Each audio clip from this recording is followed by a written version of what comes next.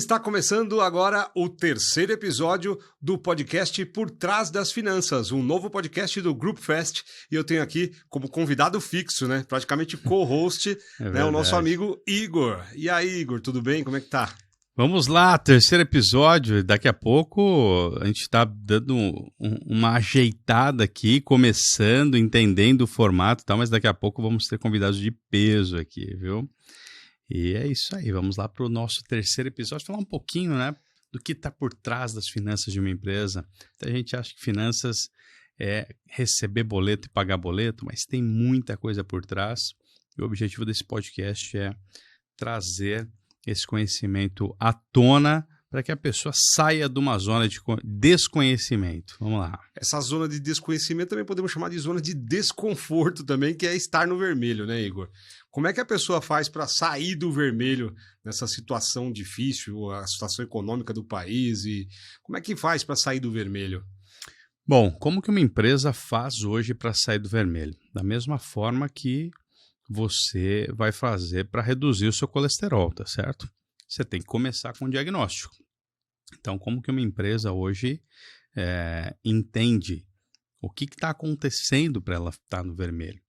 Então, a primeira coisa é você fazer a sua bateria de exames. Então, o que é a bateria de exames nas finanças de uma empresa? Primeira coisa que eu vejo acontecer com muita frequência é uma empresa não ter prazo de pagamento casado com prazo de recebimento. Então, você paga o seu fornecedor com 30 e 60 e recebe com 30, 60, 90, 120. Haja dinheiro para você conseguir repor esse valor que você vai precisar enquanto está recebendo aquele parcelamento. E como as empresas não se planejaram em termos de capital de giro, elas acabam fazendo o quê? Antecipam aquelas vendas, antecipa o cartão de crédito, antecipa os boletos e faz a alegria do banco. Então, acho que o primeiro diagnóstico é você entender como que está esse descasamento, a gente chama isso em finanças de ciclo financeiro, como que está esse ciclo financeiro entre os seus pagamentos e entre os seus recebimentos. Então, o primeiro exame que você precisa fazer para esse diagnóstico é esse. Segundo exame, dá uma olhada nos seus preços. É muito provável que tenha um restaurante nesse momento com cardápio de 2 anos atrás. E aí, qual que é o sentimento do dono? Se eu aumentar, os clientes vão embora. Poxa vida, mas não aumentou a carne que você está comprando? Não aumentou a salada que você está comprando? Então, é um sentimento, um receio. Muitas vezes, né, um consultor do meu time entra em contato comigo. Igor, dá para a gente segurar o reajuste desse cliente? Não dá, pô. Tudo aumentou combustível, aumentou refeição, aumentou tudo, né? A inflação está aí. A gente tem, apesar de estarmos nesse momento que esse podcast é gravado com um cenário de deflação, mas num acumulado nós temos uma inflação nesse momento de aproximadamente ali 6%, então existe essa necessidade de correção. Então dá uma olhada nos seus preços e toma muito cuidado, porque se você está com medo de aumentar o seu preço por conta de uma saída de um cliente, é sinal que você está preocupado se o seu trabalho realmente está gerando valor para aquele cliente. Porque se você está gerando valor, você não tem por que ter esse receio. Então, mais um tema, né, que faz as empresas estarem no vermelho. Outro diagnóstico importantíssimo. Você está fazendo a sua empresa hoje, né, de caixa eletrônico ou você realmente tem a sua retirada de Prolabore, tem a sua retirada de lucros, isso com muito planejamento. Então, outro diagnóstico importante é, você vai parar de usar as finanças da sua empresa para fazer frente às suas contas pessoais dia após dia, ou você vai ter um salário e desse salário você paga as suas contas. Então, mais um diagnóstico que deve ser feito para a empresa que está no vermelho. Outra situação que faz empresas estarem no vermelho, utilização de limites de crédito, um cheque especial, por exemplo, que pode chegar a 18%, 20% de juros ao mês. E aí tem muita gente que fala assim, eu não vou sair, ou melhor, eu não vou parcelar esse cheque especial com o gerente do banco. Por quê? Porque eu vou perder esse limite. Cara, você já perdeu, velho. Você já perdeu esse limite. Esse limite já não é seu mais. Porque você está usando com frequência, só fica pagando os juros, você não tem mais esse limite. É isso que as pessoas não entendem. Mas daí fica na cabeça, poxa, eu vou quitar, só que nisso já pagou 5 vezes aquele limite utilizado só em juros. Então, alguns pontos que merecem um diagnóstico se você quer realmente de verdade sair do vermelho. Porque as pessoas podem falar, poxa, mas será que tem algum empresário que não quer sair do vermelho? Todos querem, mas poucos fazem o que precisa ser feito para sair do vermelho. Querer é poder, né? Exatamente. Se ele quer e vai lá e faz todas essas orientações que você está dando para sair do vermelho, a possibilidade é ele realmente sair do vermelho. Toma ele cuidado, conseguir. Viu? Se você fizer tudo isso que eu falei para sair do vermelho, é possível que você saia. Então toma cuidado. Então Será que você quer sair mesmo? Quer sair? Então é só seguir o Igor aí. Agora, assim, cuidar das finanças também é algo que, às vezes, o próprio empresário não tem tempo para fazer, ele vai ter que terceirizar, alguém vai ter que fazer. Ele deve chamar alguém de confiança, por exemplo, um filho, para cuidar das finanças. É a melhor saída para que as finanças sejam feitas da forma mais correta e mais confiável? Essa é uma pergunta que a gente recebeu outro dia, né? Fala a pergunta para mim. A pergunta aqui é o seguinte: como descobrir se meu filho é a pessoa ideal para cuidar das finanças da minha empresa? Legal. Então vamos pegar essa linha de perguntas, são perguntas que vêm sempre em caixinha de perguntas, né, no meu Instagram. Como descobrir se o meu filho é a pessoa ideal para cuidar das finanças da empresa? Vou dar uma dica de $1 milhão aqui agora. Né? Primeiro, pergunta se ele quer. Nossa, parece óbvio isso, né? Mas não é óbvio. Fui numa reunião uma vez para oferecer o nosso trabalho de saúde financeira, de educação financeira para a empresa, de consultoria financeira para aquela empresa familiar, e de repente a filha do dono me chama no canto, a hora que o pai saiu para atender uma ligação, me chama no canto e fala com uma cara brava, nervosa: eu vou fazer meu pai contratar você, mas você tem que me tirar do financeiro imediatamente, fala para o meu pai que eu não presto para essa área. Como assim? Por que você não fala para ele? Não, porque vai ser a maior decepção da vida dele. Então, primeira coisa, chega para tua esposa, chega para teu filho, para tua filha que você enfiou lá no financeiro porque é da sua confiança e pergunta: tá feliz? O que você queria estar fazendo nesse momento? Se você tivesse opção e o pai não tivesse colocado você aqui, a mãe não tivesse colocado você aqui no financeiro, era essa a sua escolha? É muito provável que ele olhe para você e fale assim: poxa, pai, que bom que você perguntou isso, eu quero fazer educação física. Né? E isso vai acontecer com muita gente que tiver a coragem de fazer isso. Mas e aí, Igor? Meu filho quer fazer educação física. O que eu faço? Vai contratar alguém. Poxa vida, mas eu não consigo pensar em alguém que eu confie. Você não vai pensar, você vai pegar uma agência, vai fazer um processo seletivo com pessoas que já foram analistas financeiros em outras empresas e você vai fazer esse processo seletivo e vai se cercar de segurança e de processos para que você não tenha problema depois. O que não vai dar para fazer? Você começou a confiar no Zezinho e você, em vez de delegar o financeiro pro Zezinho, você vai delargar. E aí você vai chegar pro Zezinho e falar: Zezinho, acessa com o meu usuário do banco, que tem todas as liberações. Aí você deu margem pro Zezinho fazer besteira. Então, o que eu já vi, né, uma vez uma amiga entrou em contato comigo: Igor do céu, meu irmão foi roubado, né, tinha uma funcionária financeira, ele confiou e agora vai ajudar o meu irmão. Aí você chega para conversar com o irmão: cara, o que você fez? Onde você errou?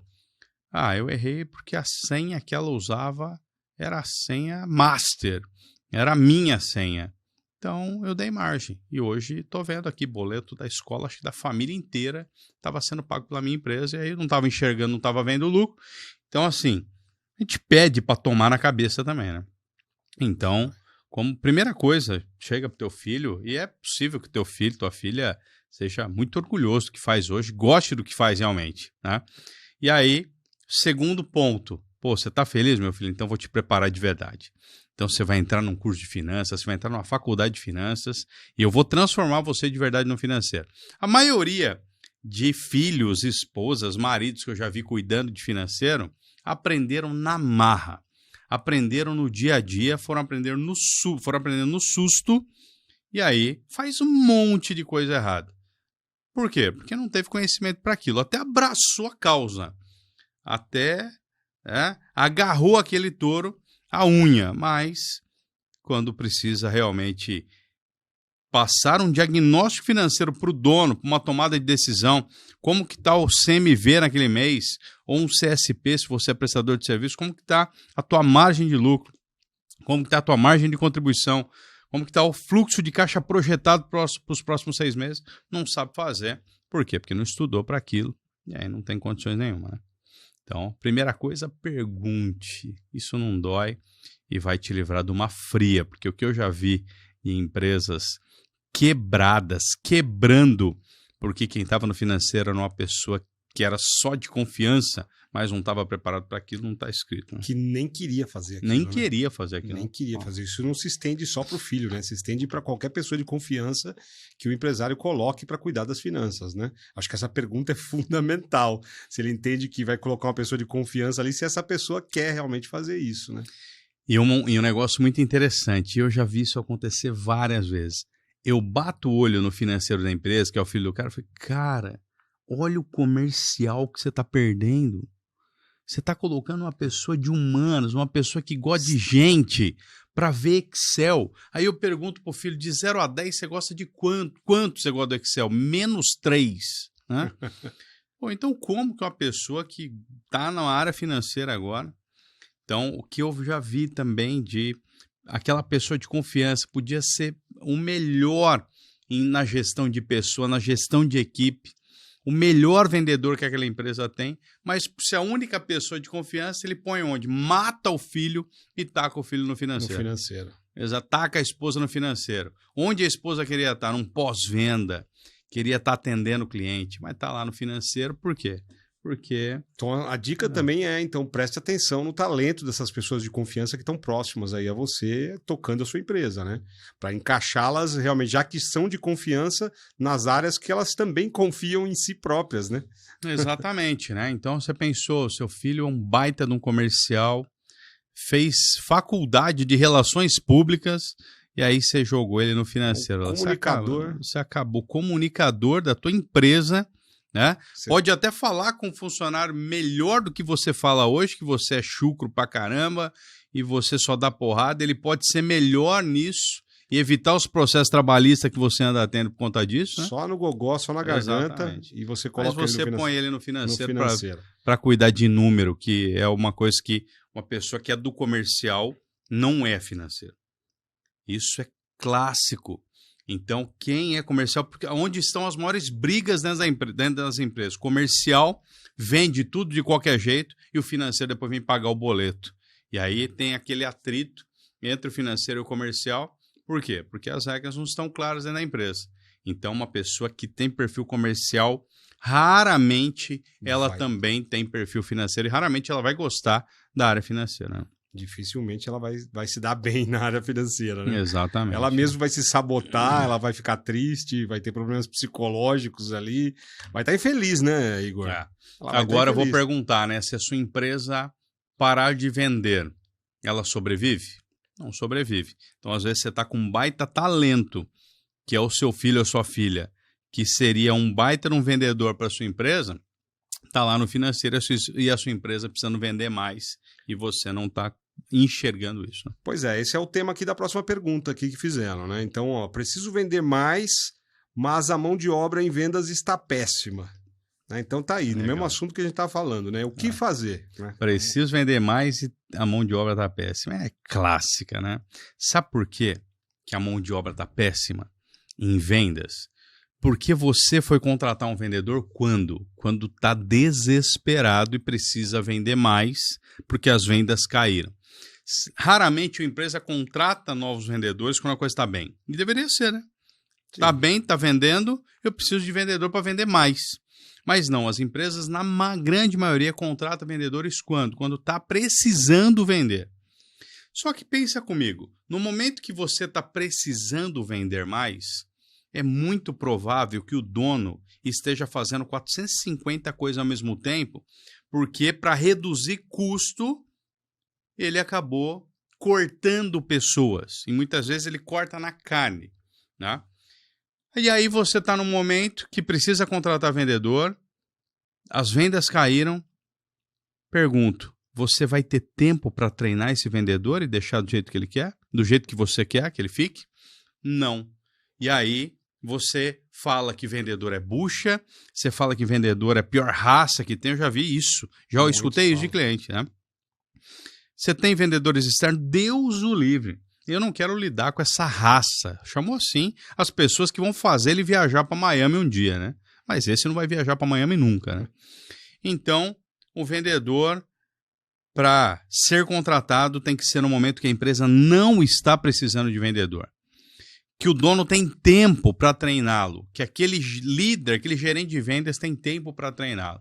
Porque se não treinar, não adianta. Ah, mas eu já peço 2 anos de experiência no currículo por conta disso. Beleza, vai vir o cara com 2 anos de experiência e com todos os vícios do seu concorrente que você não quer que ele tenha na sua empresa. Você tem um centro automotivo e você não empurra a peça para os clientes. Não condena o amortecedor dele só para trocar. Esse funcionário que veio com 2 anos de experiência do teu concorrente, veio do teu concorrente que faz isso. Então, deixa ele começar a fazer isso e você vai ver o resultado que isso vai trazer para o teu negócio. Contratar vendedor já é realmente uma função que chamam de complexa, né? Porque a pessoa de vendas, a pessoa do comercial, ela tem várias características, como você mesmo citou, às vezes no filho, uma pessoa de confiança, comunicação e tudo mais. Então, contratar vendedor hoje continua sendo talvez o maior desafio do empresário? Contratar vendedor é um desafio porque o empresário não tem tempo para treiná-lo, né? Então, hoje eu contrato um vendedor, o que fica pronto mais rápido demora 1 mês e meio para ficar pronto. 1 mês e meio treinando, 1 mês e meio acompanhando visitas, 1 mês e meio acompanhando meus consultores em atendimento, 1 mês e meio me acompanhando vendendo.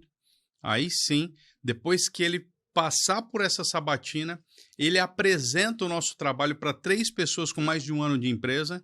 E se essas 3 pessoas derem uma nota superior a 8 para ele, ele vai para a rua sozinho. Se não, permanece em treinamento. Só que aí a velocidade depois que ele traz novos contratos é gigantesca e aquele investimento que eu fiz inicialmente é reposto muito rápido. Então, esse é o ponto. Não é que é difícil contratar vendedor, né? É você realmente contratar e dar o treinamento necessário. E um detalhe, tá? Eu nunca tive um vendedor que era da área financeira, tá? Nunca. Eu contrato para vendas pessoas com tesão, brilho nos olhos, apaixonadas e que amam gente, tá? A minha mais recente da área comercial vendia planos de telefonia, vendeu treinamentos de cursos técnicos e hoje vende consultoria financeira. Então, vendedor é pessoa que ama gente, pessoa que não pode, que está na fila do supermercado e faz amizade ali. E aí você dá o treinamento. Só que as empresas fazem o contrário. Elas querem um vendedor pronto para já de cara. Você quer um vendedor pronto para vender o uniforme, né?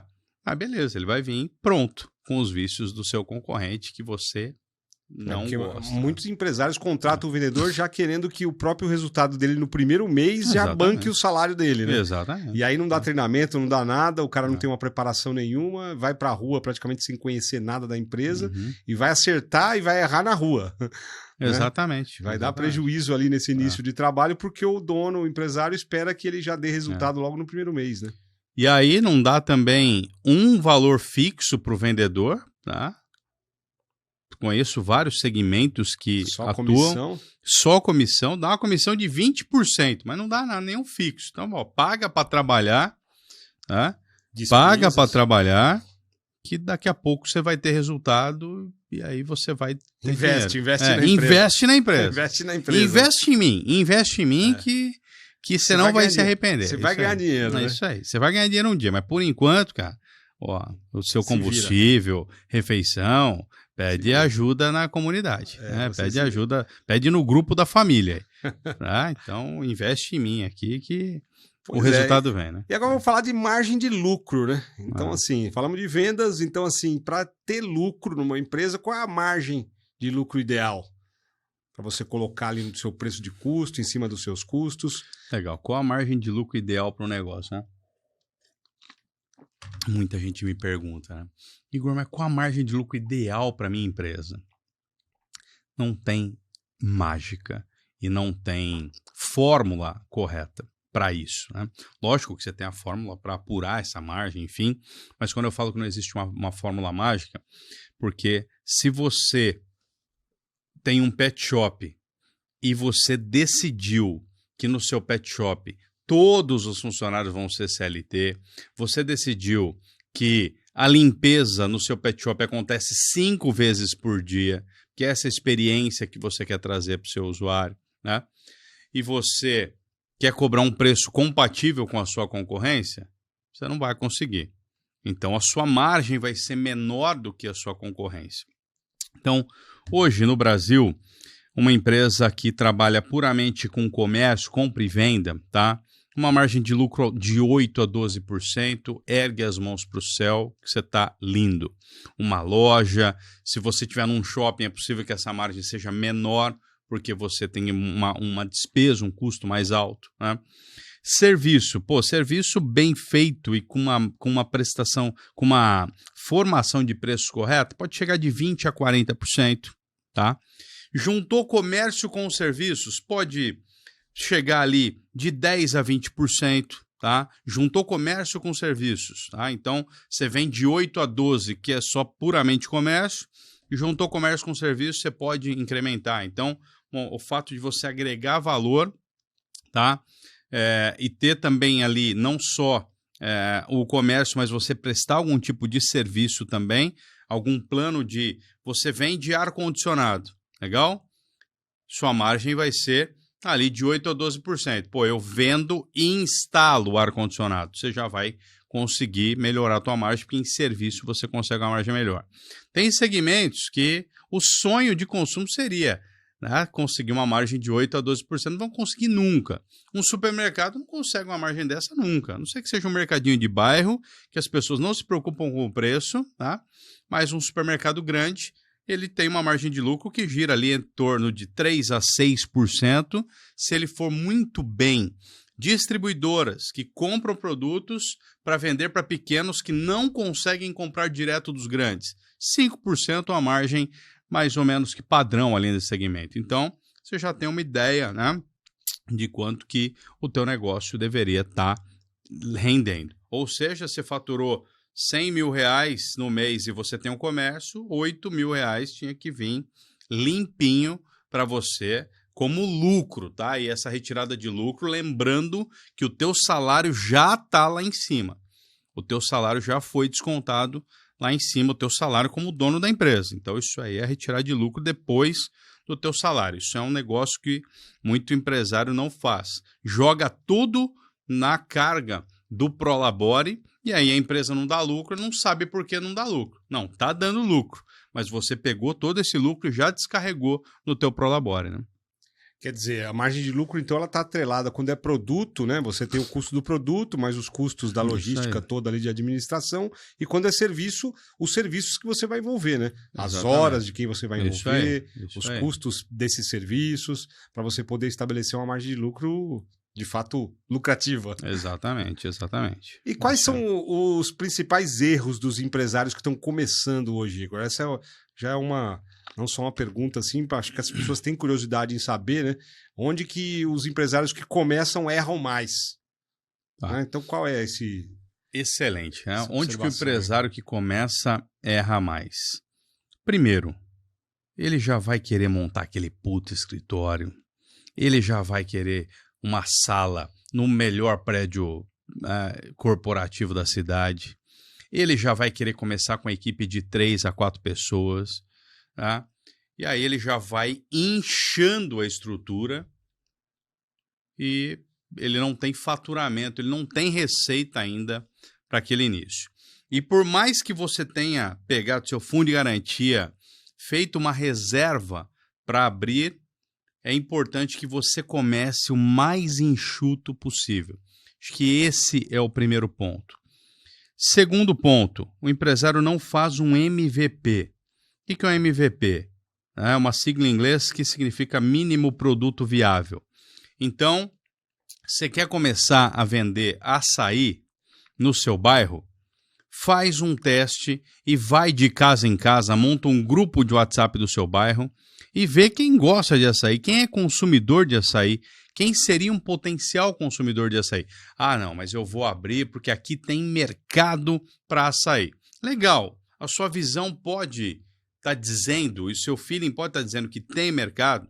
Pode, mas pode ser que você seja apaixonado por açaí e você está numa região que ninguém consome açaí, tá?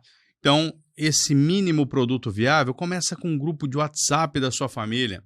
Você quer montar uma loja de roupa? Pô, por que você não pode começar?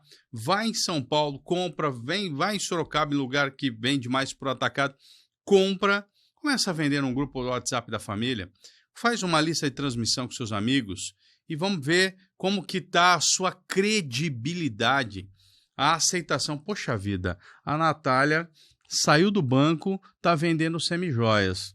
Caramba, eu sempre gostei da Natália, pessoa muito séria, pessoa... E os seus clientes, mesmo que eram do banco, já podem ser os seus primeiros clientes da sua empresa de semijoias. Deixa eu fazer um teste aqui, eu vou comprar umas 2 maletas, eu vou vender, mas não. Ah, não, eu sei que as mulheres gostam de semijoias, eu sei que elas compram semijoias, então eu vou comprar 50 maletas, fazer um baita investimento e eu vou deixar com 50 amigas minhas nos bancos e elas vão vender. Então já começa a sonhar alto num nível e elevar as despesas muitas vezes nesse nível que depois acaba prejudicando. Esse é o primeiro e mais clássico erro, tá? A pessoa não dimensionar esse começo, né? É. Ela já vai para um nível 10 quando poderia ter começado ali no nível 1, nível 2, nível 3, até chegar no 10. Ela já vai direto pro 10, se erra no 10, já gastou. A probabilidade dela quebrar a cara é muito grande, né, Igor? Um outro ponto importante para a empresa que está começando: 0 de capital de giro. Ou seja, né, a empresa não se preparou para ter um capital de giro, para aguentar um período ali. Por quê? Porque não vai acontecer o resultado do dia para a noite. Né? A não ser que você esteja vendendo droga. Pode ser que na mesma noite você ache alguém que quer consumir, né? Mas qualquer negócio ele vai ter um tempo de maturação. Só que durante esse tempo de maturação você precisa comer, você precisa pagar uma secretária, eventualmente, que você precise, para você estar na rua prospectando clientes, enfim. Então, empresa que abre com 0 de capital de giro, 0. É muito comum. Você perguntar a cada 10 empresas que abriram, quantas abriram com um recurso de capital de giro, um dinheiro ali.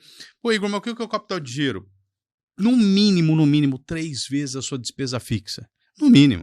Você tem uma despesa fixa de 10 mil reais, você tem que ter 30 pau no caixa, no mínimo, só para uma vaca magra, para um momento mais delicado, né? Para um mês que você fez mais investimento do que o normal. Então, no mínimo, 3, ideal 6 pelo menos, tá? Mundo perfeito, 12 meses de despesa fixa em capital de giro, para você ficar tranquilo numa Covid, por exemplo, né? Situações que acontecem como o Covid, né? Imprevisível. Se o cara tinha ali uma caixa, até de 1 ano ele deve ter se dado mal. Em alguns segmentos, né? Quanto que as empresas tinham de caixa na Covid? Arrisco dizer que a empresa que mais tinha caixa tinha 45 dias de caixa, né? Lógico que tem empresa que tinha muito caixa, né? Para 1 ano, para 2, para 3. Exceções. Eu estou falando no macro. Tinha 45 dias de caixa, era muito. A maioria não tinha uma semana, não tinha um mês de caixa. Um restaurante não tinha um mês de caixa para aguentar 2 anos fechado que ele teve que aguentar. E por isso que muitos não chegaram ao fim da pandemia, né? Acabaram quebrando aí. E agora, esses erros aí, eles podem ser repetidos, né? Agora que nós estamos aí em vias de começar um novo ano, né? O começo de um novo ciclo. Como fazer para não repetir esses erros que as pessoas cometem no início? Como fazer para não repetir erros, né? Principalmente quando o assunto é finanças. Bom, primeira coisa, você tem que entender o quanto você conhece de finanças, o quanto a sua empresa está preparada financeiramente falando. Por quê? Porque isso é muito comum, o empresário não conseguir enxergar isso, né? Ele não consegue enxergar. Ele está ali naquela corrida dos ratos, pedalando aquela bicicleta sem corrente, e ele não pede nem ajuda, né? Então, acho que esse é o primeiro ponto, uma autorresponsabilidade. Tem um livro do Paulo Vieira, muito pequeno, um pequenininho, vermelhinho assim, que foi um dos melhores livros que eu já li. Fala sobre autorresponsabilidade, a importância de você falar, a culpa é minha, né? Se eu não estou vendo a cor do dinheiro, a culpa é minha. Mas beleza, fez o diagnóstico, recebeu o exame, e agora? O que você vai fazer? Você acabou de ver que você está com 130 de glicose, né, de glicemia ali, e aí? Não é, falei errado, né? Glicose, glicemia. Você está com 130 de glicemia, beleza. Aí saiu do hospital, vão passar a comer um sonho na padaria, né? É isso. Então, muita gente continua cometendo o mesmo erro, primeiro porque não pede ajuda, né? Muito empresário não pede ajuda, nem a família sabe o que está acontecendo, mas isso é a coisa mais comum que existe, tá? O empresário está passando a baita dificuldade, né? Mas ele está com a Audi dele lá. Por quê? Porque precisa manter o status para o vizinho do condomínio ver que ele está bem. Tá bem, né? Então nem a família sabe. A família vai pedir aquela viagem, né? Vai pedir aquela viagem para Bahamas. Ele vai fazer, vai bancar, né? Por quê? Porque ele não pode falar para a família que não está bem, né? Então nem a família sabe. Então a primeira coisa é a autorresponsabilidade, tá? E você fazer o seu diagnóstico. O que foi legal no ano que passou nas finanças da minha empresa? Poxa, foi legal conseguir readequar alguns prazos de pagamento, de recebimento, reduzir minha inadimplência, tá? O que não foi legal? Poxa, não foi legal, aumentei minha inadimplência, tá? Não tinha uma política de crédito e concedi crédito para cliente que não merecia, tomei na cabeça. Então, fazer esse diagnóstico, fazer esse levantamento do que foi legal, do que não foi e o que você não vai repetir. Só que qual o problema? Você sai numa virada de ano falando tudo o que você vai fazer daqui para frente. Você vai agendar, você vai marcar academia, já vai pagar 6 meses de academia, vai agendar um check-up com 452 médicos, né? Mas depois você vai acabar não fazendo. Então, o que eu conheço de pessoas que fazem um diagnóstico financeiro, mas depois, como vai dar trabalho, não dão sequência, não está escrito também, né? Fazem uma promessa para si próprio e depois não cumpre, né? Então desrespeita eu si. Eu vou ter um salário na minha empresa. Eu vou estipular esse salário e eu vou viver com 5 mil reais. Primeiro mês, poxa vida, não deu ainda. Vou tirar 12 aqui, mas eu vou reduzir. Segundo mês, cara, não deu, mas tá melhorando. No quarto abandona no quarto já era. No quarto já virou uma promessa pro próximo ano, né? Esse ano acho que não vou conseguir fazer isso, né? Tá, e uma dessas promessas que o empresário normalmente faz é colocar a empresa dele para trabalhar sem ele, né? Então, muitos empresários acham que isso é lenda, acham que isso não é possível de acontecer, a empresa não anda sem ele. Isso é fato ou é lenda, Igor? Ótima pergunta, né? A empresa andar sem a presença do dono é lenda ou é possível de acontecer? Bom, eu não só falo que é possível, como eu consigo, né, afirmar que os meus negócios andam sem a minha presença. Só tem um ponto importantíssimo. Andar sem a sua presença não significa que eles não precisam de você. Acho que essa é a chave, né? Então, eu conheço empresários que delargam a empresa e eles falam, a empresa tem que andar sem mim, mas a empresa precisa deles. Então, tem uma diferença entre a empresa andar sem você e a empresa precisar de você. Então, hoje, relações públicas da minha empresa sou eu, quem mais traz leads para a minha empresa sou eu, quem mais gera relacionamento para trazer prospects para a minha empresa sou eu, então a empresa precisa de mim, tá? Andar sem mim é quando você tem a plena convicção e a plena tranquilidade que se você tiver um planejamento e você resolver tirar férias de 30 dias, a empresa tem condições de sobreviver. Por quê? Você deixou uma estrutura para isso acontecer. Então, sim, é muito possível. Entendo que é o sonho de todo empresário fazer com que a empresa ande sem ele. E o que você precisa fazer para isso? Eu tenho várias dicas, mas as principais, né? Não economize na contratação. Só como você não fez o planejamento financeiro, o seu caixa não permite essa contratação com você fazendo realmente um investimento para pagar mais do que o mercado paga, né? Para você realmente ter os melhores profissionais, então você vai ficar sempre dependendo daqueles meia boca que não estão nem aí com a tua empresa e que estão sim mandando currículo e uma oportunidade que ele tiver para ganhar R$100 a mais, ele vai te deixar. Né? Então, para que a sua empresa consiga andar sem você, tenha sempre ao seu lado pessoas melhores do que você. Acho que esse é o principal princípio. Né? Tenha processos muito bem definidos. Deixa eu perguntar para você. Você contratou um vendedor hoje, tá? Tem algum manual na sua empresa que você entrega para ele e fala assim, ó, aqui tem 80% do que vai acontecer na sua vida. Os 20% nós vamos complementar no dia a dia com treinamentos. Que empresa que tem isso? Você contrata o financeiro para a tua empresa e fala assim, ó, aqui ó, nós usamos esse software, está aqui o manual desse software, nós printamos as telas e como você vai conduzir essas telas, quais os relatórios que você precisa tirar diariamente. Que empresa que tem um manual desse? Raramente. Então, processos muito bem definidos, pessoas melhores do que você e você precisa, obviamente, confiar nessas pessoas. Que não adianta nada você ter um Real Madrid ali no seu time, né? Eu brinco que eu sou rodeado de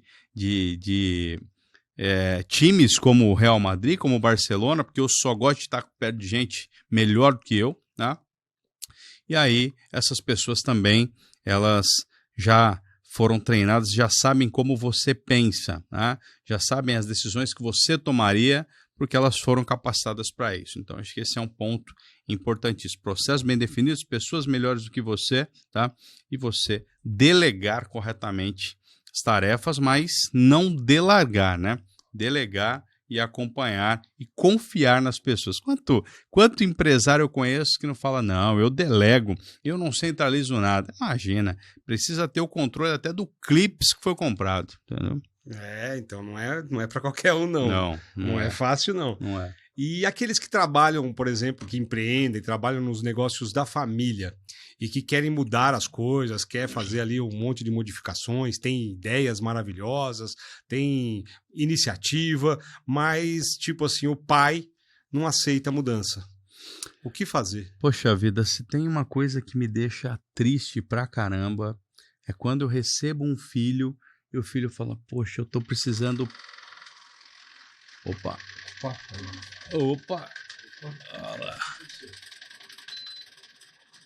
Problemas técnicos com o ar-condicionado aqui.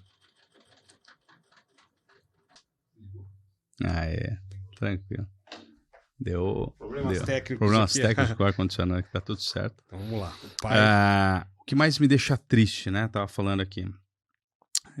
Quando um filho me aborda ou provoca uma reunião comigo e fala assim, poxa vida, eu tô precisando de uma consultoria financeira, as coisas não são mais como eram na época do meu avô, do meu pai, mas como que eu faço isso se meu pai não aceita? E nós estamos precisando de ajuda, mas ele não aceita, como que eu levo? Eu falei, poxa vida, esse é um dos maiores desafios, tá?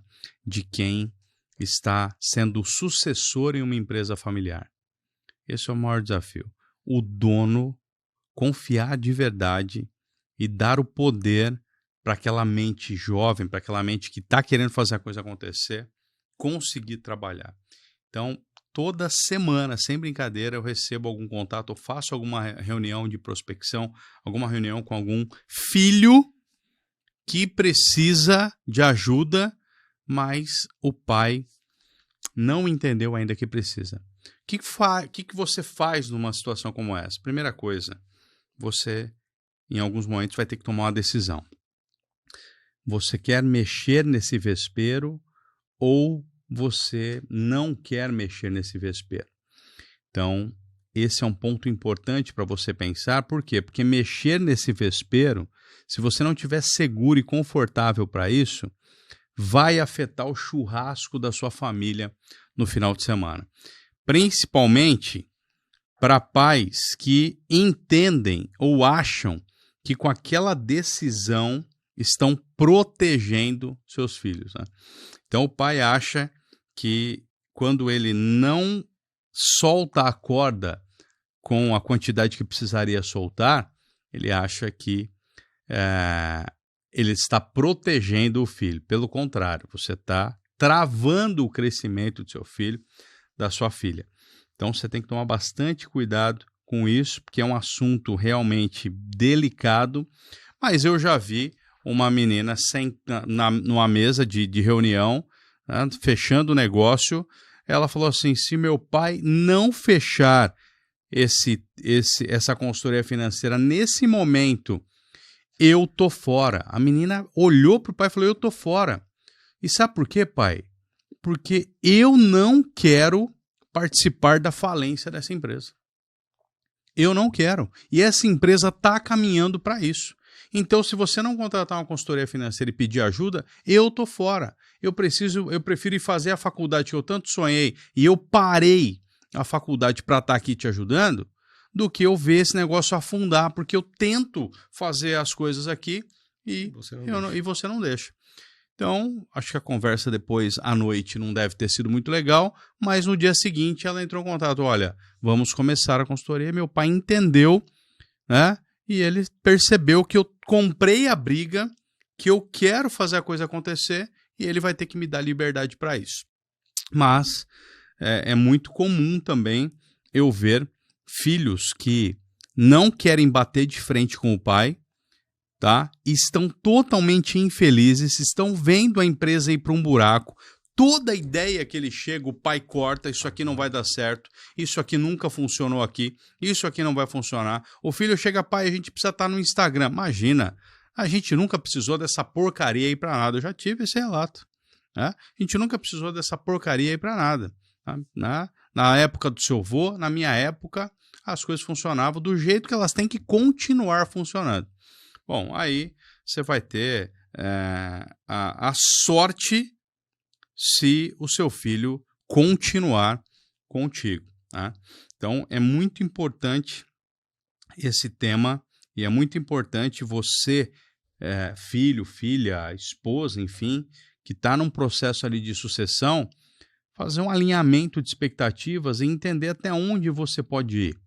Eu nunca esqueço uma vez que nós fechamos um negócio com uma empresa, o filho nos procurou, nós fechamos o negócio e aí chegou na primeira reunião, ele trouxe o pai e aí na hora que a gente começou a conversar, o pai falou, viu, o que está acontecendo aqui? Pô, o que está acontecendo é a primeira reunião que nós vamos fazer juntos um diagnóstico para ver para ver o rumo dos trabalhos depois dessa reunião e quais são as dores da sua empresa, né?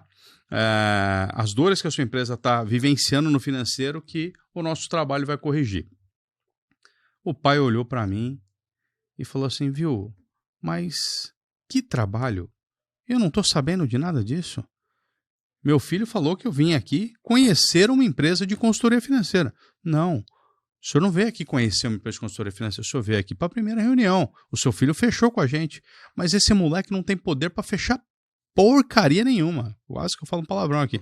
Ele não tem poder para fechar porcaria nenhuma. O moleque olhou, ficou roxo, azul do lado. Falou, vamos embora daqui que agora que eu me estressei. Bom, foi embora, conclusão, tá? Não fechamos negócio, a empresa com certeza precisa de ajuda até hoje. Tá? A última vez que eu soube, estava ali num processo de vender o almoço para comprar a janta, tá? Ainda, mas o pai cortou o filho na minha frente, tá? E isso acontece com muita frequência. A cada 10 reuniões que eu faço com o filho e o filho vai levar para o pai a informação, o filho me liga e fala, cara, não rolou, deu estresse na família, né? E eu prefiro continuar um relacionamento, prefiro continuar como filho do que como sucessor. Sucessor. Exatamente. É complicado isso aí, né? Então, a É. gente tem esse problema também da centralização dos empresários, né? Pais, ou o que quer que seja aí um centralizador, como a gente pode chamar, que também não consegue delegar, né? O centralizador, ele fala que vai delegar, como você mesmo falou alguns minutos atrás. Como é que ele faz para conseguir delegar mais, se ele é muito centralizador? Como que você delega? Eu criei um método meu mesmo e dá certo, né? É o método 1, 2, 3. Eu gosto de 1, 2, 3 para tudo, né? Acho que tudo que é feito numa sequência, ele gera um baita resultado. Então, faz uma lista de tudo que você fez no último mês na sua empresa, na última semana, no último dia, e você vai colocar o número 1 em temas que é só você que pode resolver. O número 2, alguém pode resolver com a sua supervisão. E o número 3, alguém pode resolver e você nem precisa ficar sabendo o que aconteceu. Então, quando você fizer esse diagnóstico, quando você fizer esse levantamento, você vai perceber que vai ter muita coisa nível 3 que você poderia ter passado por outra pessoa tranquilamente, mas a sua necessidade de controle não permitiu que você fizesse isso. E o tema 2, né, que você pode delegar desde que você acompanhe, você vai ver muita coisa. E muito pouco que são os temas de número 1 ali, que você mesmo que deveria fazer. Então, muitas das coisas que nós fazemos, elas são totalmente delegáveis. Mas como a gente tem a necessidade de controle, a gente acaba não delegando. Outra coisa que eu te sugiro fazer se você quer delegar mais. Daqui para frente, tudo que pedirem para você como líder, como dono da empresa, como presidente, enfim, tudo que te pedirem, você olhe para aquela pessoa que está te pedindo e fala assim, no meu lugar, se você estivesse aqui sentado nessa mesa, nessa cadeira agora, o que você faria? Então, o que acontece com muita empresa? O funcionário chega para o dono e fala assim, patrão, preciso fazer isso aqui. Beleza, pode fazer outra coisa, deixa aqui que isso aqui eu te ajudo. Ele não está ajudando porcaria nenhuma. Ele está te ferrando. Porque é alguma coisa que você podia aprender, mas a necessidade de controle. E assim, poxa, essas coisas são só boas quando eu faço. Tá? Então eu conheço muito empresário assim, infelizmente. Então, tudo que te pedirem daqui para frente, ô patrão, ô meu amigo, não sei como que te chamam ali na empresa, ô João, eu preciso disso aqui. O cliente me questionou isso aqui e se pergunta, se você estivesse no meu lugar, o que você faria? Eu arrisco dizer que vai ter coisa que nem você teria tido a ideia que o teu colaborador teve. Então, às vezes, um consultor da minha equipe liga, Igor, estou com uma situação assim assado com esse cliente, ele está pedindo uma redução da fatura, está pedindo um desconto, eu chego para o meu consultor, o que você faria? Eu faria a proposta para ele assim assado. Cara, eu não tinha pensado nisso. Eu ia fazer alguma coisa agora e ia te sugerir algo pior do que você acabou de fazer. Então, confie mais nas pessoas. As pessoas te surpreendem, vão te surpreender quando você mostrar que você confia e que a opinião delas é realmente importante. Agora, se a sua equipe te dá ideia, te dá sugestões e entra por um ouvido e sai pelo outro, é só você esperar que daqui a pouco eles não estão mais com você. É bem provável, né? E agora a última pergunta aí, que eu acredito que boa parte das empresas deve estar fazendo nesse momento, nessa situação econômica, vale a pena recorrer a crédito para o crescimento da empresa? Poxa, crédito para crescimento do negócio, vale a pena? Eu sou extremamente fã de crédito, tá? Desde que você entenda, você tem uma sorveteria, você vai precisar comprar sorvete a 50 centavos, 80 centavos, R$1 e vai colocar teu preço e vender por R$2, beleza? Então você compra a sua matéria-prima, né? Ou você pode comprar o sorvete pronto, se você for um sorveteiro de rua, por exemplo, ou você pode comprar ali os ingredientes para produzir o teu sorvete para você vender e você vai comprar por um valor e vai vender por outro. Com o crédito funciona da mesma forma. Se você comprar o crédito no banco a 25% ao ano, você tem que fazer com que esse crédito te traga 50% de retorno ao ano. Vamos fazer uma conta muito simples aqui. Você fez um empréstimo que vai ter... não é assim que a coisa funciona, mas só para efeitos didáticos para você entender.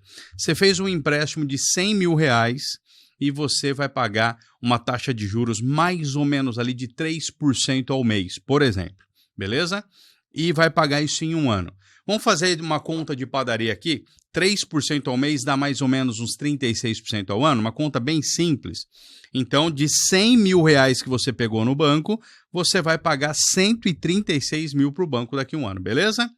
Se você pegou aqueles R$100 mil para investir na sua empresa, para investir na sua marcenaria, e com esses 100 mil você fez R$200 mil, qual é o problema de você pegar aquele crédito? Então, não tem problema nenhum, desde que você use o banco como um fornecedor de uma matéria-prima chamada dinheiro. Você compra o dinheiro a um valor e vende esse dinheiro a outro valor. Uma vez, eu nunca me esqueço, né, que eu fui visitar uma empresa, comecei a apresentar meu trabalho, o dono da empresa olhou para mim e falou assim, olha, eu já senti um negócio que eu não gostei da nossa conversa. Se você entrar aqui para falar que eu preciso pegar dinheiro de banco para alguma coisa, nós vamos brigar no mesmo dia e você está fora, a nossa parceria não vai dar certo e naquele mesmo dia a gente encerra o nosso contrato. Falei, nossa, mas que agressividade, né? Depois eu fui entender os problemas que aquela empresa já tinha tido com o banco, mas travou aquele empresário de uma forma e agora ele só comprava as coisas à vista e tinha criado um bloqueio para um crédito. Trauma. Né? Um trauma.